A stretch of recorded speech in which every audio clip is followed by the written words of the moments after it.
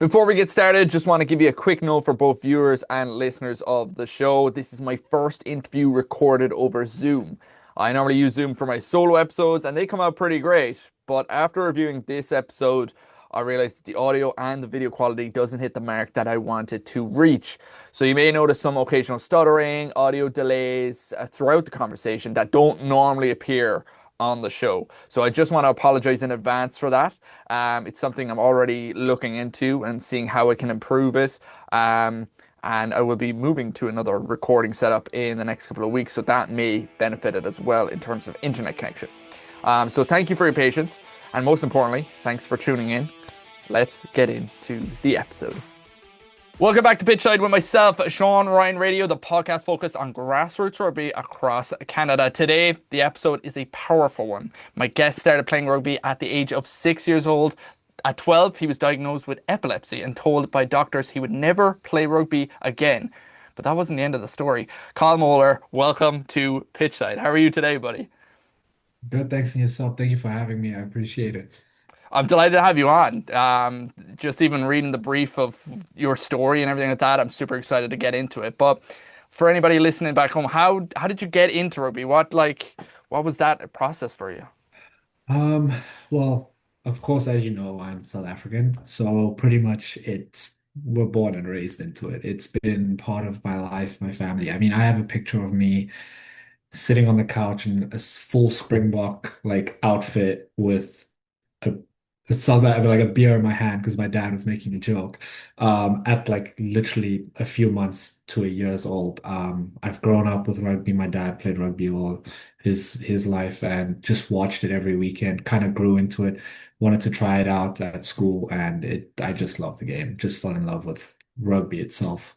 South Africa is definitely, in a sense, has grown rugby as to be part of you. It's like a cultural thing. It's like just part of your culture, essentially. And that's just how I've grown to love rugby so much. It's weird because it's a sport that you wouldn't think you can love so much until you actually do it. For sure, Yeah, for sure. It's I'd say so that. it's so inclusive, which is what I love about Yeah, rugby. Like you can be whatever yeah, shape, you could be tall, you could be small, big, skinny. There's always exactly. somewhere that you'll fit in and stuff like that, which is always great for rugby. You like so growing up and everything like that, the culture around you basically made you love rugby. Yeah. But was there did like you're a 10 at heart, you're a kicker.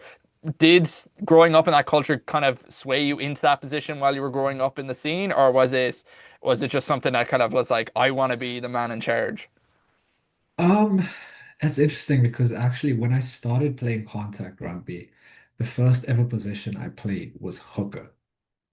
Okay. Um, And I guess the coach was just like, no, this is not going to happen. Like 2 weeks into it, he's like, go to the back line. And then I actually played nine. So I started off as a nine, kind of transitioned a bit into 10, played 10 quite a bit. And then after that, transitioned into fullback. Centers, not so much. The wing was never a position I really played. I don't think I was fast enough for it. So essentially, I would either play 9, 10, or fullback. 10, yeah, just having control over the game. And like, I'm also a little bit like of a control freak. So having that control was really nice. Um, just to dictate how the game is going to go, what you want to do. And then I also obviously obsessed with kicking.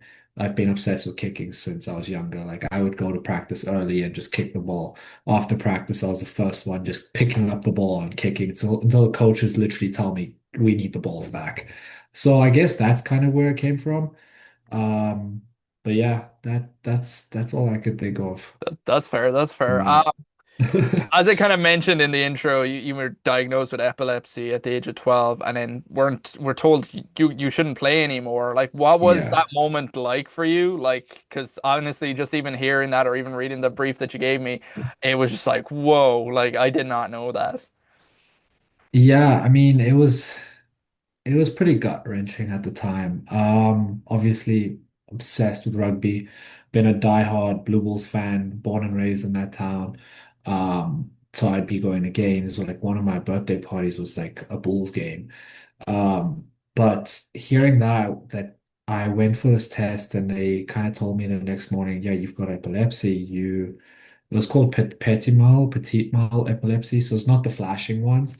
But they're just like, yeah, you got to stop playing rugby. You can't take a hit to your head because it can like seriously injure you and if not cause death. And I was just like, I mean, I didn't really know how to take that in as a 12-year-old. Like it obviously sucked. Knowing that I had to stop playing rugby at 12 was awful. I was very emotional about it.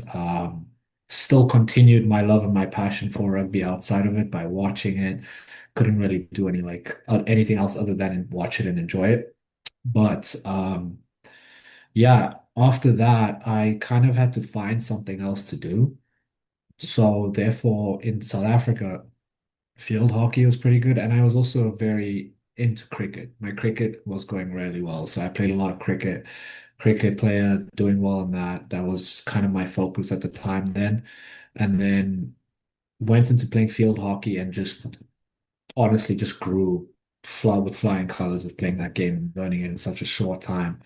But yeah, that's kind of how I kept myself busy. But I always stayed within the game, especially with Springbok games, Bulls games. Like every weekend, we were at someone's house having a braai, which was a barbecue, um, and just enjoying rugby. Like the Saturdays was for rugby. So that's kind of how I stayed in, and then came back. My diagnosis wasn't really getting better. Like I wasn't getting better as with all the effects and everything. So one of the best doctors in the country flew in from the States and redid the test about a few years later, and the exact same test, but this time he kind of recorded me for 24 hours. So you get like all these wires attached to your head, and they kind of record your brain activity. So this time he was recording me with the camera, and the next morning he comes and he's like, yeah, those brain spikes and everything you having has nothing to do with your actual brain. It's the wires pulling when you're sleeping and moving. The wire would pull and then there would be a spike in the brain activity. And they thought that that was epilepsy, but because that doctor recorded me, every time there was a spike, he went back to the footage and checked, and it was me moving. So I was getting treated on epileptic pills and medication for all those years, every morning, every night, when I genuinely didn't have anything. So obviously hearing I didn't have it was a relief. It was a lot of weight off my shoulder. I was like, okay, first thing, oh, can I go back to playing rugby? Um, Straight back into rugby, started playing. Obviously, I was out the game for quite a while, missed a lot of experience within rugby. I mean, because those are like your peak development years, is from Yeah. like the end of elementary to high school. So I went back and I actually started off playing thirds, but I was also so deep in my other sports that that was kind of the focus because I was doing so well. So I played thirds, and then seconds, and then kind of just played that, played first. Didn't really play first team because it was because I was so underdeveloped. I was so far behind. So moved to Canada eventually, but I was just training myself. Like I would always go and kick just for the fun of it.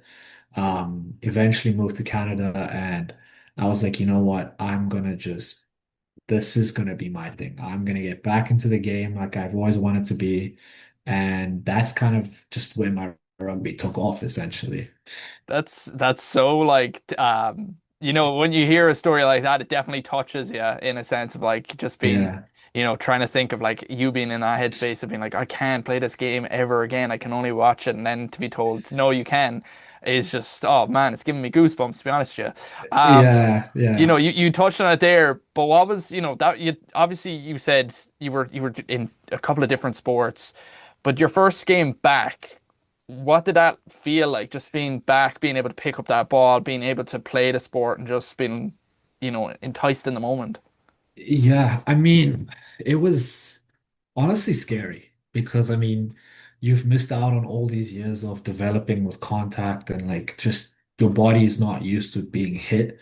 So I remember the first game back. It was I played at the school called Sutherland High, and it was a third team game. Now, third team is just jokes. It's like anyone that just needs to play, wants to play, they show up, they play. And I went back in and I started playing. And I just, at first, I was very hesitant. I was like shaky. You know, when you're like that nervous, you're shaking, you don't really know what to do, and you just panic. But then as the game went on, like I would say like 20 minutes in, I was just like, no, like this is me. This is my sport. And I just started playing again, playing well. Just honestly, just enjoyed the game for what it was. Um, yeah, that was pretty, it was nerve-wracking.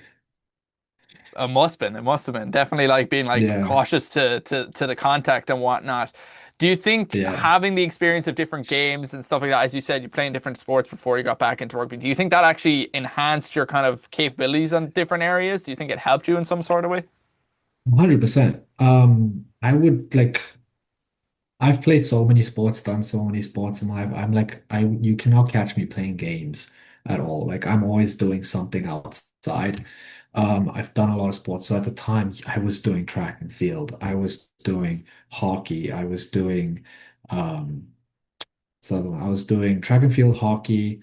Um I even cycled, I did triathlons.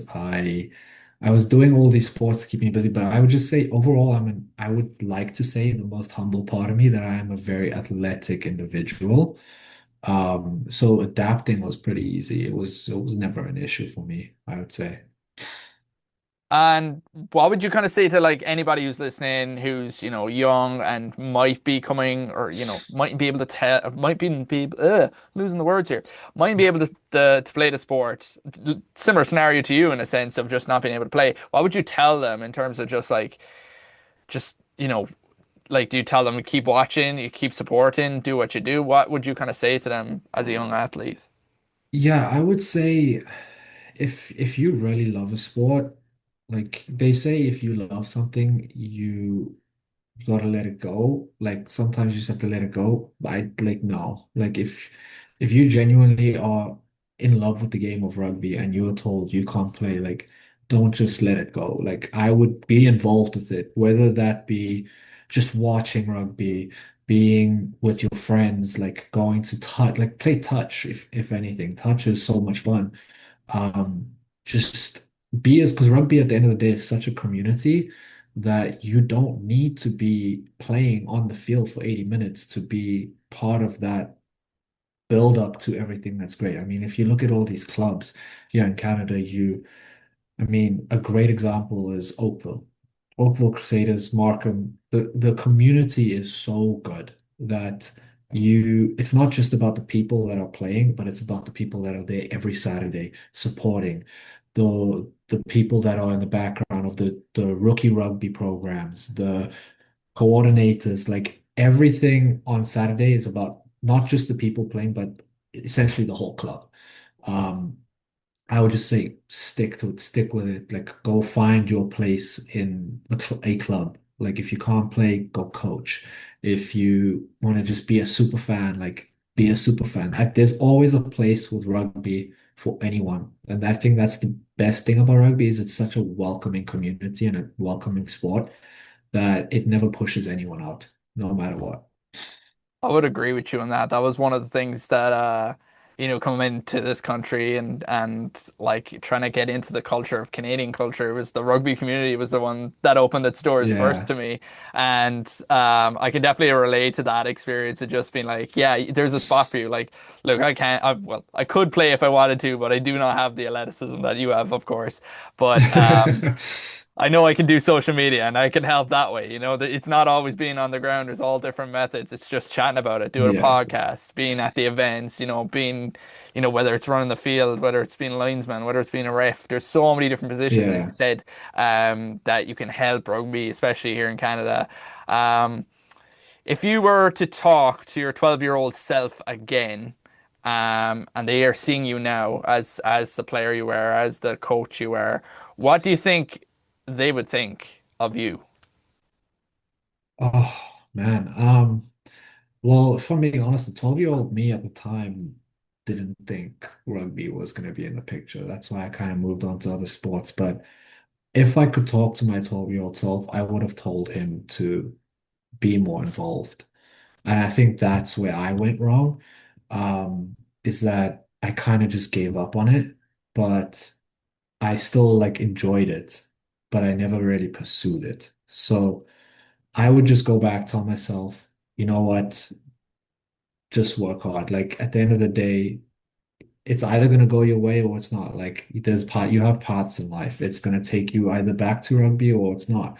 But I would have told myself to just keep working hard no matter what it was. If it was rugby, if it was another sport, if it was something else, I would have just said, don't stop. I think those would be the two words that I would imprint in his head is don't stop. That's some powerful words there. That is something. Yeah. Um, you've started your new endeavors with kicking with Kyle. Can you tell us Yeah. more about that? It's kind of a new thing off the press, really. Can you tell us about it? Y- Yeah, so basically, as I said, I love kicking. Like I have a weird obsession with it. Um, I always I've always wanted to coach kicking because well, at the time I was a decent kicker, but then I started applying everything and I became a good kicker. I would like to humbly like classify myself as a good kicker. So, and I just realized in Canada, kicking is like I don't even know how to put like non-existent. It's not a factor of the game, and I think that's a downfall of Canadian rugby.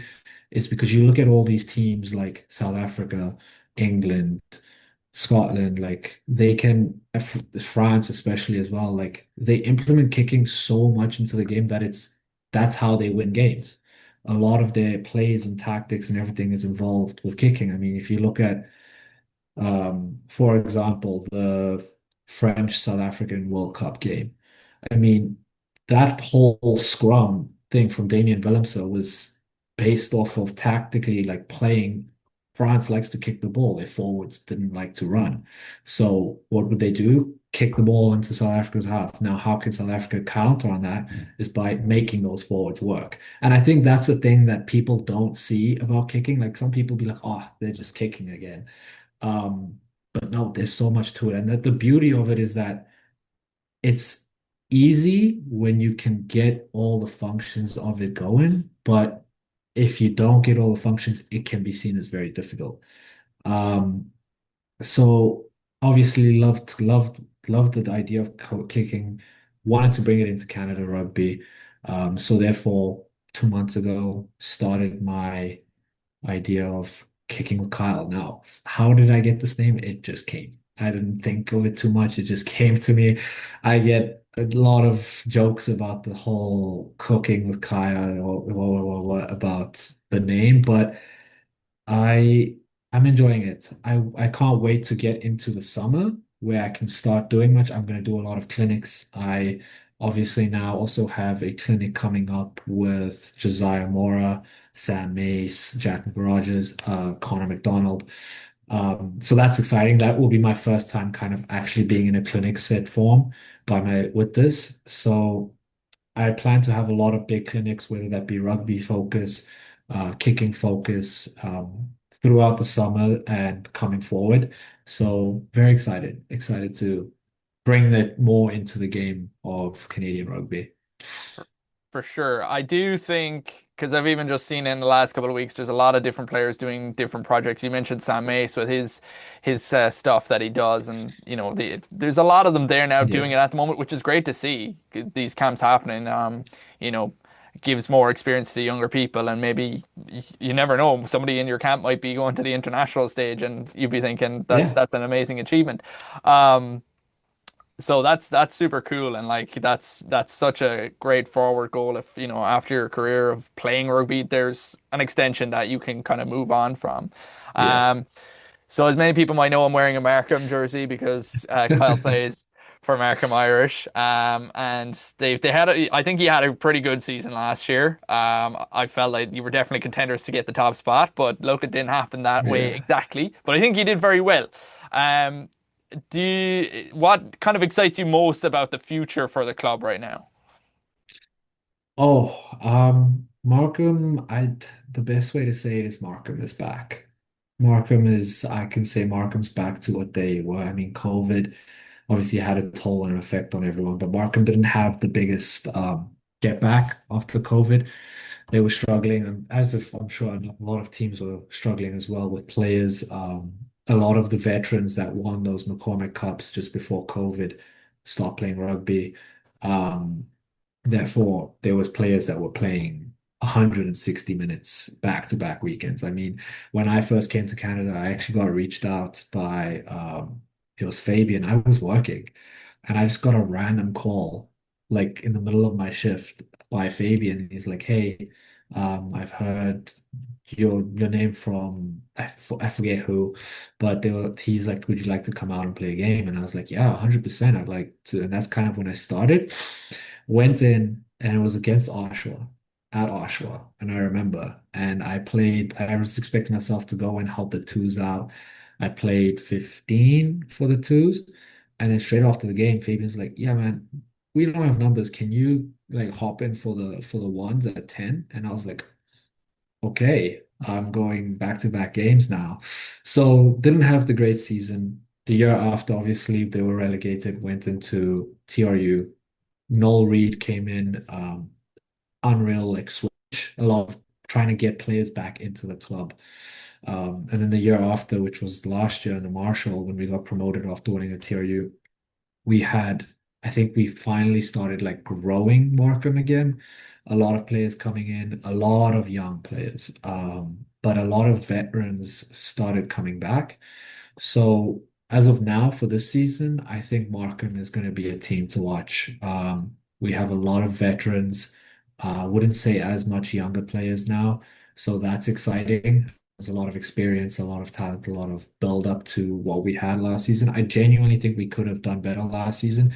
We did start slipping at the end of the second half of the season. I think it was the loss to, I believe, Niagara. Yeah. And I think mentally we just had a whole like I don't know what it was, but there was just a switch where we just kind of like that loss got to our heads.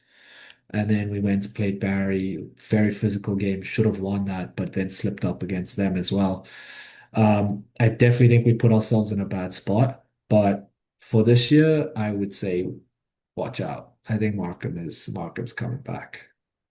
Yeah, and it's kind of nearly, I'll be honest, nearly thinking of the way the season ended for you was kind of similar to what England are going through right now, in a sense of they lost against Yeah, Scotland and then they lost against Ireland, and it looks like they should be able to beat Italy, but then again, you just yeah, don't know.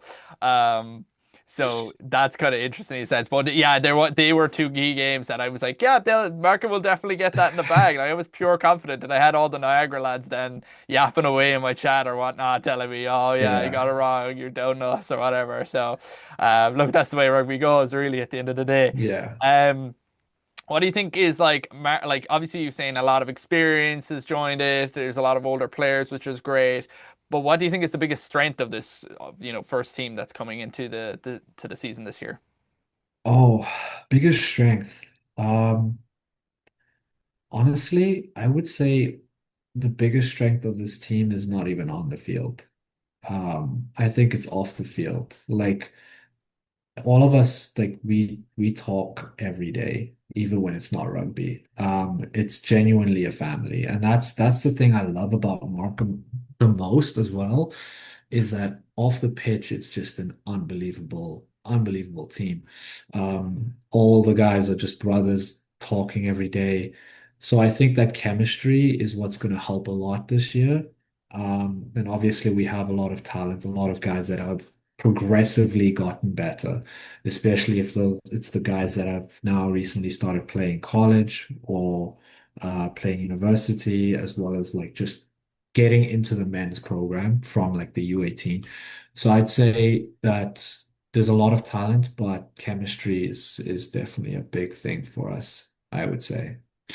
That's interesting. That is interesting. I did not expect you to say Yeah. that answer. I thought you were going to go, well, the backs are so good because I'm on there, and that's funny. Um, but that's actually a very good answer. This season you're going to be playing back-to-back games. I know you were used to just the one-off games, and you had the few games Yeah. that you did have doubles.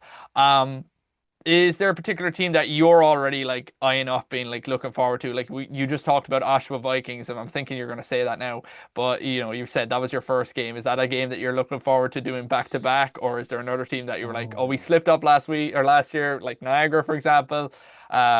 Is that a team that you're looking for, or is there somebody else that you're like, oh, I can't wait to battle them this year? honestly, there's a few names that comes to mind. I mean, Niagara is obviously a great game. We know we'll have a great game with them, but I wouldn't even say Niagara. I would put it between Peterborough. Oh, I think we want that back. We just need, like, we didn't play our best rugby against them, and we kind of just let them walk over us. But I think that's the game to watch, but as well as Oshawa. Oshawa, I mean, there's a lot of guys on Oshawa that I personally know and that my teammates know. And coming from me personally, obviously I played Seneca and playing Durham. There's a few back and forth yaps from my years of playing there. And I mean, there's some guys that don't play college anymore, but played for Durham that I have some history with. So I'm excited to play those guys again and finally see them again. I think there's a lot of players, and if they're watching, I'm sure they know who I'm talking about. But there's players that we have like every time we're on the field, it's a battle between us. So I would say Peterborough and Oshawa. Those are the games that are going to be interesting. Yeah, I feel like every game this season is gonna be a lot of fun, especially with the way it's structured Yeah, out. But yeah, I'm 100%. gonna be keeping my eyes focused for those games. Um, as you said there's a lot of experience in the squad, but is there anybody young player that is in Markham right now that you think supporters or people online should be looking at and be like, this guy is gonna be so good in a few years? Oh, they like I said, it's difficult because we have a lot of vets now. Like we're more of a veteran team, not so much a rookie team. But there's I would say two names that I can think of right now. Coming out of the U18s is Matt Domenchuk. Uh, he's going to be really good. And then there's a Safa, another Safa that has come to Markham Irish, and his name is Ryan Iller. And so he's a nine, but he's got a lot of talent. I mean, I've seen him play. I just seen him play at like training and stuff in off season, and he's unreal. Also got to see a little bit of action of him playing at sevens. Was it last weekend? And I had a run at him, and I did not expect him to hit me like that, and I was very impressed. So it's not so much the offense, but the defense too. So I would say those two are guys that you got to look out for from the younger side. I got one last question for you. And if Yeah. you were sitting here again on the podcast in 2 years' time talking about Markham Irish, what do you hope you were saying about them? If I was sitting here 2 years from now, Yeah. what would I hope to be saying about them? I mean, hopefully I'll be saying that we just won the Marshall Championship. Um, but yeah, the hopefully winning the championship and then competing at least in the Premiership. Like I said, Markham is definitely on a rise. So 2 years from now, hopefully we're at that stage of where we're now competing against those top Prem teams, which I definitely believe that we have the capabilities to do. Um, I would say that. Like, can't really think of anything too much on the spot there about that. But yeah, that would be what I'd say to them. And I'll just say just keep going, boys. Like we're just such an unreal club and an unreal family, unreal team, like all around that I only see good things coming for this club. And how do you feel about the potential new structure for it? It's going to interlink this year. There's supposedly we're going to have 16 team for the McCormick Cup is what it might be still up in the air, but that's what rumor has it. Are you kind of excited for that you might play Premiership in the postseason?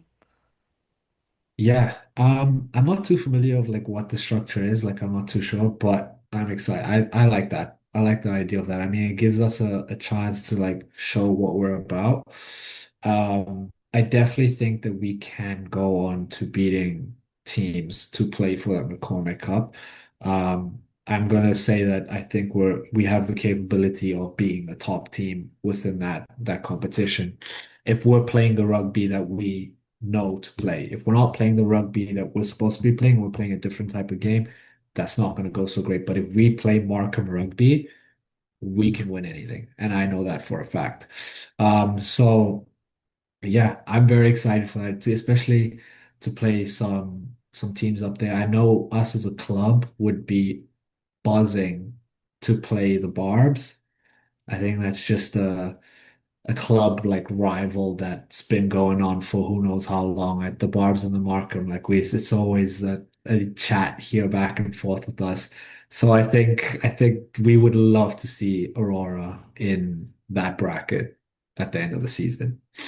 If you do, I'll try my best to go out to it because I think it'll be so much fun to watch That it. I think could be one of the best games of the season. Like genuinely, like Aurora have a lot of talent, a lot of great players, a lot of great talent, but we do too. Um, I would like to see that. I know that a lot of fans will be at that game. That'll be interesting. Rugby news across Canada. Before we wrap up the show, we got to give you all the news that's happening across Canada. I'm starting with this one that I'm already excited about. If you're a jersey hunter like me, you know me for all my jerseys that I have. I got news for you. The Montreal Wanderers are selling their 2023 to 2025 season kits to fund their kit for the 2026 season. The sale ends on April 30th. And if you want to know further details, message the Montreal Wanderers at Montreal Wanderers for all the details. And I gotta say, they look absolutely stunning. I'm going to grab one myself because, I gotta grab one for the wall, being a jersey hunter like me. So if you want to grab a jersey, do reach out to them and get in contact to help them fund for their 2026 season. Now, in big news, the Toronto Nomads have announced their head coaches for the 2026 season for both their men's and women's sides. They brought in the big guns for the men's with Patrick Molson taking charge. And if you don't know who Patrick Molson is, here's a little snippet of his coaching career for the last 5 years. He's had so many years of being a coach, but these last 5 years are so crucial. They really paint the picture of who he is. So he was the lead coach for the West Hub Toronto Arrows under 18 Academy from 2020 to 2023. He was the attack coach for the University of Waterloo 2020 to 2023 as well. He was head coach of TMU, the Toronto Metropolitan University, from 2021 to 2022 season. And then he was also the attack coach for Bammy Beach Rugby Club in 2020 to 2024, winning the McCormick Cup in 2022. And then he later became head coach with Bammy Beach in the 2024 to 2025 season, winning the McCormick Cup that year in 2024. And I remember it fondly, holding the McCormick Cup with him at Fletcher's Field. He currently is the head coach for the Ontario under 18s men's. And he's taken on this new role with the Toronto Nomads. So he's a very talented coach, very well experienced in the scene in Ontario and in Canada. Having two McCormick Cups under his belt as attack coach and head coach, it's definitely going to be putting my focus on the Nomads this season because I think they will cause some chaos this year. Now, for the women's, Lucy Brown is taking charge of the reins for the 2026 season, and it'll be her first time coaching in Canada, but she's no stranger to coaching. She's coached teams across England, Scotland, Brazil, Australia, and Wales, and she also has experience in the pathway to the Scottish Premiership as well as the PWR. She is currently excited to take on this new challenge, but will she bring the Nomads to their first ever Owl Cup and take it home? We'll have to wait and see. Now, in news with the OCAA, and I've just put on my OCAA bucket hat for this segment, Seneca men's rugby team have announced Robin Legou as their new backline coach for the upcoming season. Now, if you don't know who Robin is, he is a former National Rugby League player. He has two-time McCormick Cup champion with the Markham Irish. He has playing experience in England and in Australia, bringing over 20 years of coaching experience to the high school level, or at the high school level, and served as head coach for the Toronto Wolfpack RFC in 2023 to 2025, and is currently the assistant coach with Canada Rugby League 2022 to the present. Now, In international news, Six Nations is back. So I'm going to take off my bucket hat. We're going to talk Six Nations talk because I'm super excited about it. I was, in the depths of despair when we didn't have Six Nations last week. I think a lot of rugby fans who were fond of the Six Nations were the exact same way. But it's back, baby, and we got exciting matchups happening. We got Ireland versus Wales, England versus Italy, and France versus Scotland. And I'm really excited about it. I gotta say, I'm really excited about it. If I'm making predictions off the bat, I'm thinking Ireland's going to win against Wales. I hope for Italy to win against England, but you just never know. They have never beaten England yet, so Italy will be trying to challenge that. And England always seem to, as I said, they haven't been defeated by Italy yet, so they'll come in with that bit of confidence. Um, and France battle Scotland. That one is definitely a big question mark. Scotland could come out with it guns blazing and cause some chaos. France do look pretty fantastic this year. They've just been so dominant. You look at the scoreboards they've done so far. So I don't know. I think France are going to probably take it, but I would love if Scotland caused an upset in that regard. Now, if you are doing your fantasy, here are my quick tips for you. Look at the back line for Ireland. I think they're going to be doing a lot of damage in terms of scoring tries. I think they should be dominant, but we saw how Wales were against Scotland, so maybe they'll bring that same level to Ireland this weekend. So it puts a question mark over it, so it's a bit of a risk, but I think if you put Balaku is definitely a good shout. And Gibson Park is obviously a good one as well after the weekend he had against England. So there are two players that come to mind in terms of the backside of things. Tyke Byrne is another one that I've got to mention because he works as six and he works the second row. So he's a good shout to add if he's on the squad. Also, Dan Sheehan. Can't forget Dan Sheehan. If you're looking for a hooker, Dan Sheehan's your man. He's going to score the points. He didn't do too well in Italy, and I took him off for the Italy game or the week after, round three, and I had to pay the price for it because I went with Count Dickey and he went off super early, only getting me 2 points. So that wasn't a good decision by me, but I would be looking at Dan Sheehan. He's fairly consistent, and yeah. If I'm looking at the Italy and England players, I would be thinking the front line for her, Italy, they've scored a lot of points. They've just been so good in the scrums, so definitely look out for them. For England, Ben Earl is always a good shout to keep in. He does score a lot of points. He's a bit more consistent.